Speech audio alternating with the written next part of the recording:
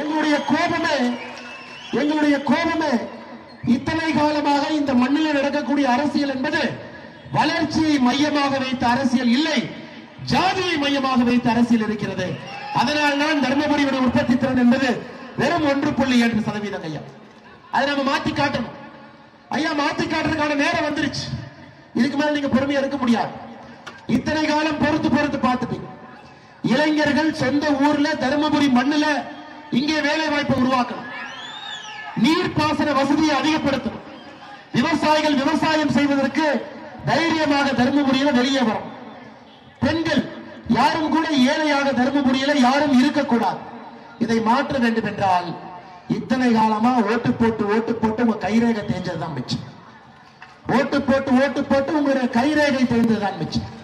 மாத்தி எல்லா கட்சிகளுக்கும் எல்லா ஆட்சிகளுக்கும் ஓட்டு போட்டு பார்த்துட்டு நான் உங்களிடம் வைக்கக்கூடிய அன்பான வேண்டுகோள், இந்த முறை பாராளுமன்ற தேர்தல் 2024 அல்ல பாலக்கோட்டில் இருக்கக்கூடிய நீங்கள் அனைவருமே மோடி ஐயாவுடைய வேட்பாளருக்கு வாக்களிக்க வேண்டும்.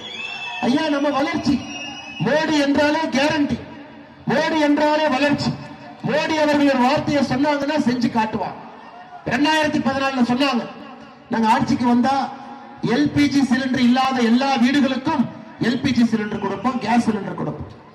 தமிழ்நாட்டில் மட்டுங்க 38 லட்சம் குடும்பங்களுக்கு முதலாக எல்பிஜி சிலிண்டர் வந்திருக்கு. அதுக்கு 300 ரூபாய் மானியமும் கிடைக்கும்.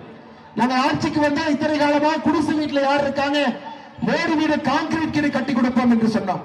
இன்னைக்கு நம்முடைய பாரத பிரதமர் நரேந்திர மோடி அவர்கள் பட்டி தொட்டி எல்லா வீடுகளை கான்கிரீட் வீடா மாத்துறாங்க. உதாரணத்திற்கு உங்களுடைய தருமபுரி மாவட்டத்தை எடுத்துக்கலாம். தருமபுரி மாவட்டத்தில் மட்டுமே மோடி வீடு, இந்த ஒரு மாவட்டத்தில் மட்டுங்க கான்கிரீட் வீடு 31,336 குடும்பங்களுக்கு 9 ஆண்டுகளில் பாரத பிரதமர் நரேந்திர மோடி அவர்கள் வீடு கட்டி கொடுத்திருக்கிறாங்க. மோடி வீடுன்னு நீங்க செல்லமா அன்பா கூப்பிடுறீங்க. அதை தாண்டி இலவச கழிப்பறைகள். ஐயா எங்க வீட்டில் ஒரு கழிப்பறை வசதி இல்ல. 2014 வரை யாரும் எங்களை ஏறெடுத்து கூட பார்க்கல.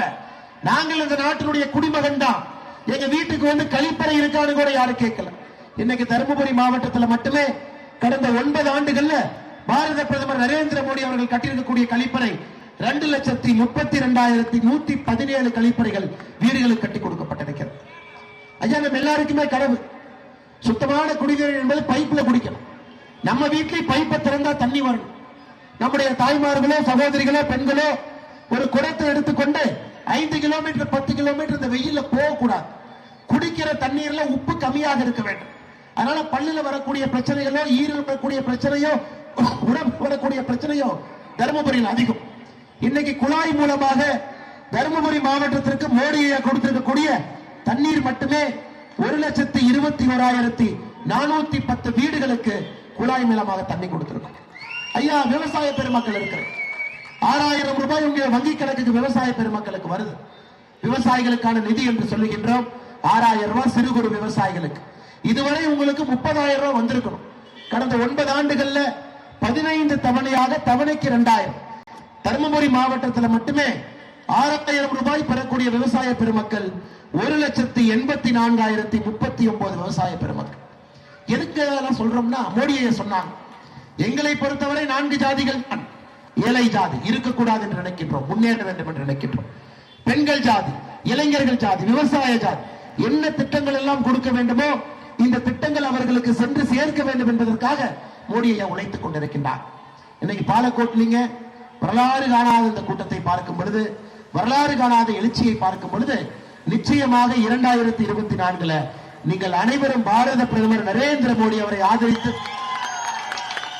இன்னும் 5 ஆண்டுகள் கழித்து இங்கே ஒரு தலைவர் வந்து உங்கள்கிட்ட பேசும் பொழுது உற்பத்தி திறன் 1.7% தமிழகத்தினுடைய உற்பத்தி திறன்ல தர்மபுரி 10% சென்று தமிழகத்தினுடைய முதன்மை மாவட்டமாக மாற்றுது. அதுக்கு வேலை செய்யணுங்க, வேலை செய்யணும். அதுக்கு ஒரு நல்ல எம்பி கிடைக்கணும். நம்ம எம்பிக்கு வேலை என்ன, உங்க எம்பிக்கு வேலை என்ன?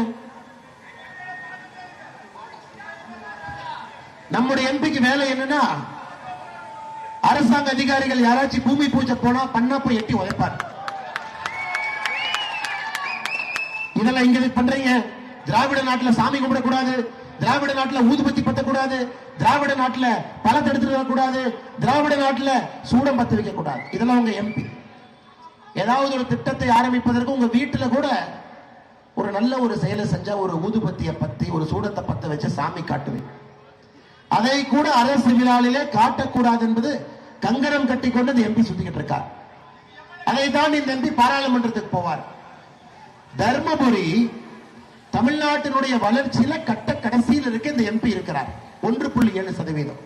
இவர் பாராளுமன்றத்திற்கு போய் பீகாருக்கார வளரல, உத்தரப்பிரதேஷ்கார வளரல, உத்தராகண்டக்கார வளரல, நீங்க எல்லாமே மாட்டு முத்திர மாநிலங்கள் அங்க பேசுறார். பீகார்கார என்ன சொல்றான், ஐயா எங்கிட்ட இருக்கிற 38 மாவட்டங்கள்ல 32 மாவட்டம் தர்மபுரியை விட வளர்ச்சி அதிகம். பீகார்கார பதிலடி கொடுக்கிறான். தேவைங்களா? இவருடைய வேலை எல்லாம் தர்மபுரியை எப்படி முன்னேற்றுவது என்பதில் அக்கறை காட்டி இருக்க வேண்டும். தர்மபுரிக்கு என்ன தொழிற்சாலை கொண்டு வரலாம், தர்மபுரிக்கு நீர்ப்பாசன திட்டம் என்ன கொண்டு வரலாம், தர்மபுரியினுடைய குடிநீர் தேவை எப்படி பூர்த்தி பண்ணலாம், தர்மபுரியில் இருக்கக்கூடிய இளைஞர்கள் வேலைக்காக யாரும் தர்மபுரி மாவட்டத்தை விட்டு வெளியே போகக்கூடாது, இங்கே வேலை வாய்ப்பு எப்படி உருவாக்கும், இதை சிந்திப்பதற்கு எம்பிக்கு நேரம் இல்லை. ஊதுபத்தி பத்தி வச்சீங்கன்னா பிரச்சனை, தேங்காய் பழத்தை தூக்கிட்டு வந்தா பிரச்சனை, சூடத்தை பத்தி வச்சா பிரச்சனை.